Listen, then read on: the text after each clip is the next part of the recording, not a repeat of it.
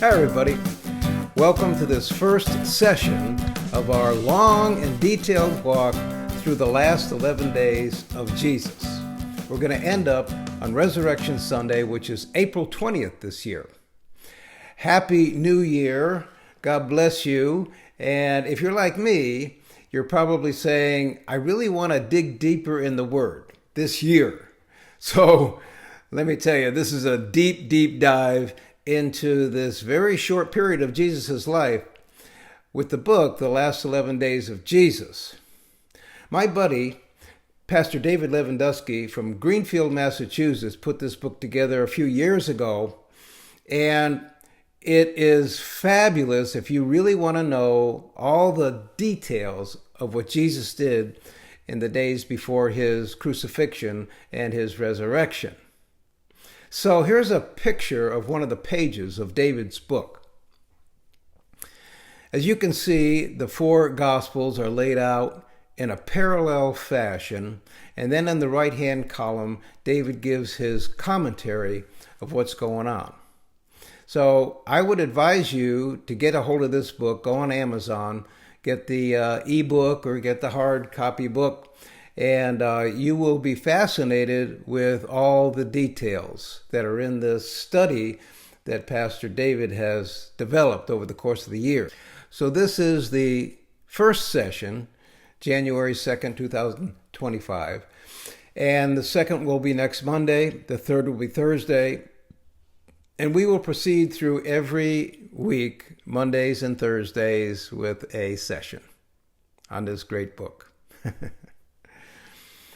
So to begin this session, I would like to ask you a question to ponder while I go through these scripture verses that have to do with day one of Jesus' walk.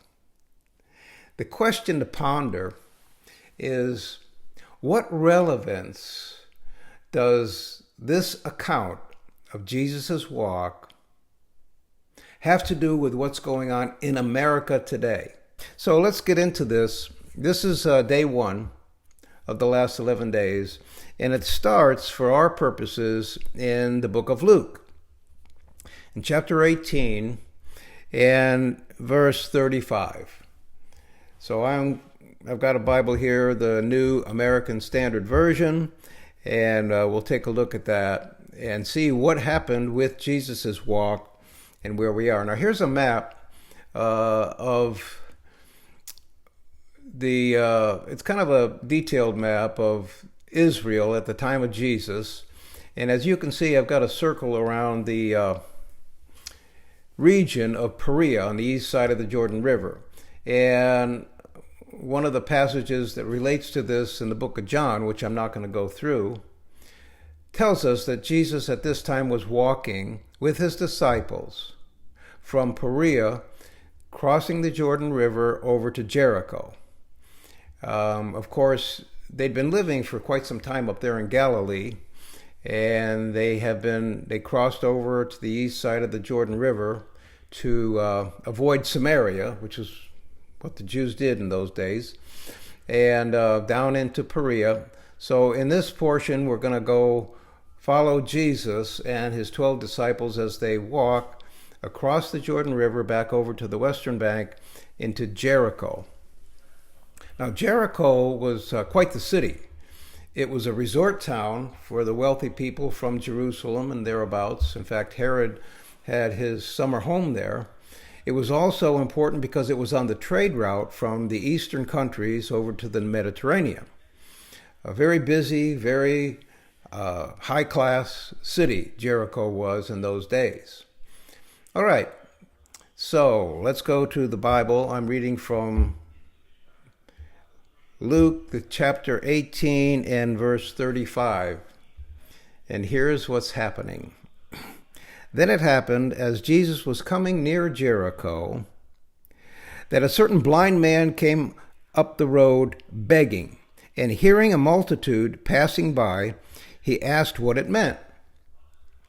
So they told him that Jesus of Nazareth was passing by, and he cried out, saying, Jesus, Son of David, have mercy on me. Then those who went before warned him that he should be quiet. But he cried out all the more, Son of David, have mercy on me. So Jesus stood still, commanded him to be brought to him.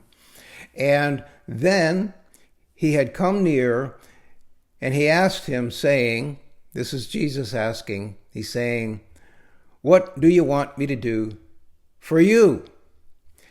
And he said, Bartimaeus said, Lord, that I may receive my sight. Then Jesus said, receive your sight, your faith has made you well. And immediately he received his sight and followed him, glorifying God. And all the people, when they saw it, gave praise to God. So we have really kind of three areas of characters in this account. We have, of course, Jesus walking with his 12 disciples, and he's a celebrity. I mean, there's crowds that follow him. By this time in his life, the word has gotten out that this man does miracles, he's a healer, he teaches, he has authority, and he's teaching something different from what the temple has been teaching for centuries. And then we have Bartimaeus, and he's blind, but he hears all this ruckus going on in a crowd and says, what's going on? And so he presents himself to Jesus. And then we have the crowd, all this crowd of people, and they're concerned that this beggar who has no status, he's at the bottom of the social ladder here, is going to mess with this celebrity, this big rock star of a guy, and he's concerned. The crowd is. They're concerned. And so they tell him to shut up, be quiet. Don't bother him. And of course, Jesus is in command here. And so he tells him to come, and he asks him, what do you want me to do for you?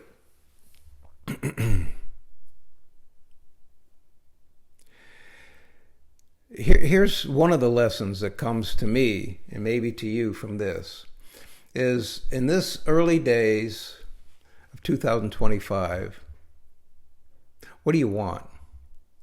What improvements do you want in your life, in your heart, in these days?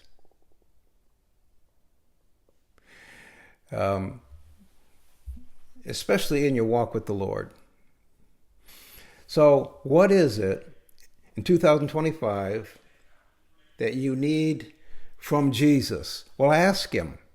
Because the great thing about this is he knows that Bartimaeus is blind. It's pretty obvious, but of course Jesus knows anyway because he's both man and God.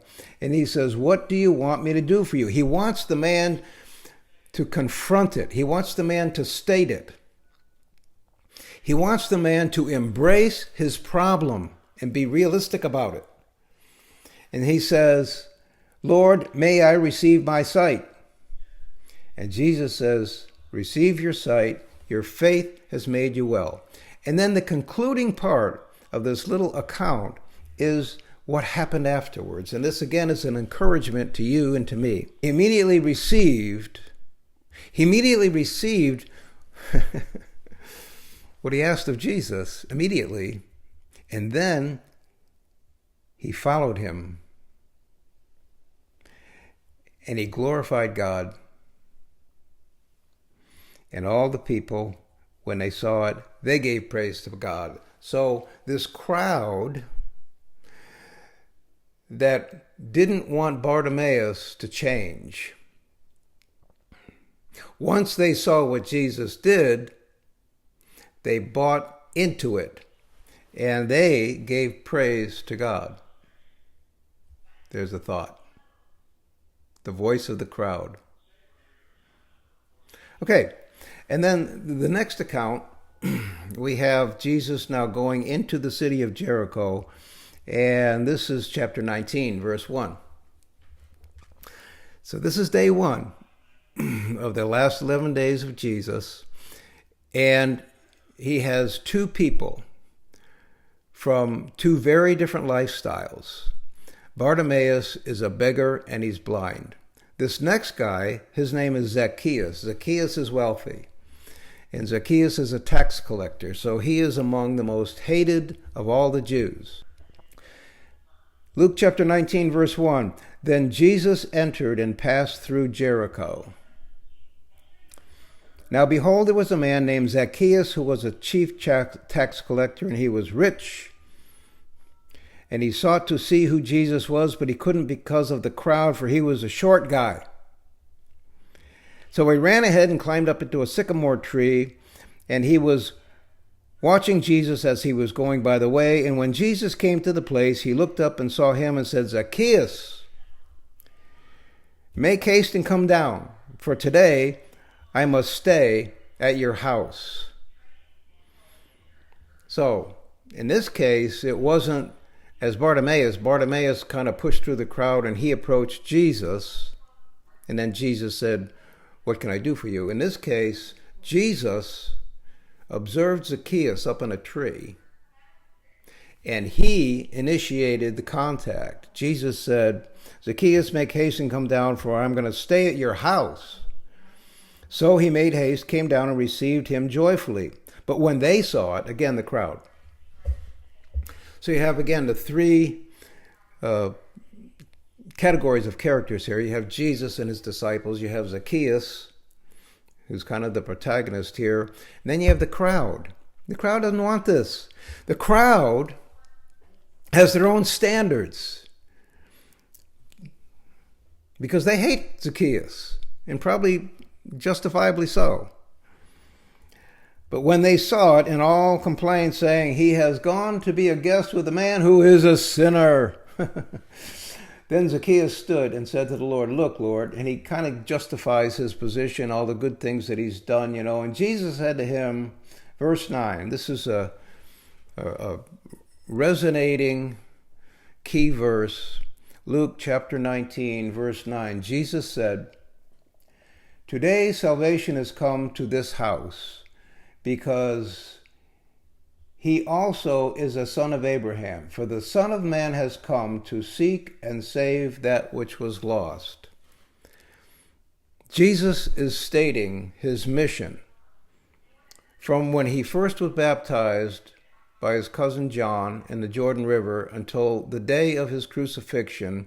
His mission is, the Son of Man has come to seek and save the lost, you and me, and your friends.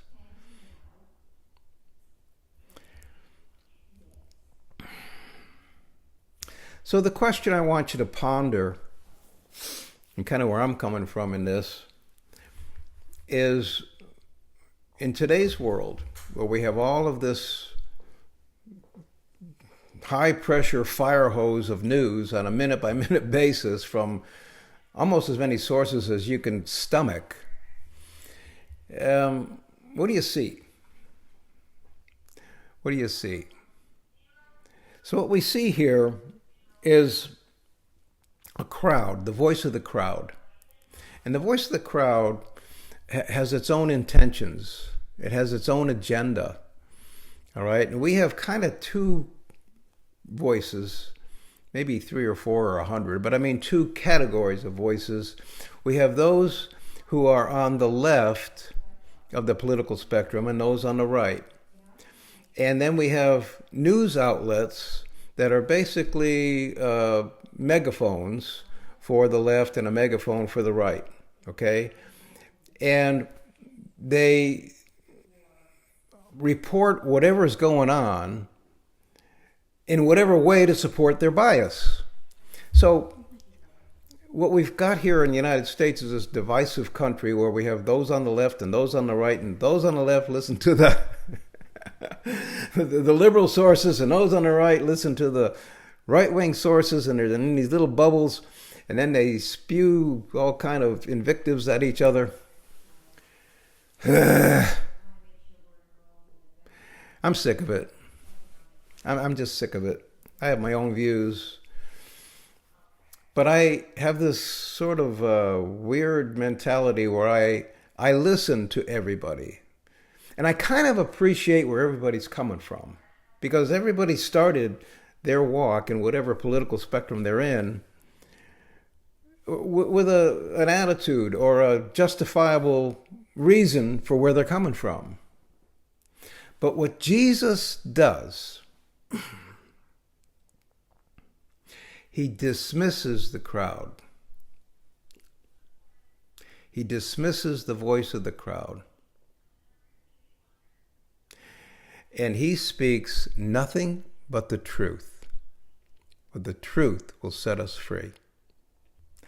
So thanks a lot for joining us. And let us attempt the best way we can to shut out the voice of the crowd and listen to the truth that Jesus always speaks in God's Word. Thanks again. God bless you. We'll see you next week.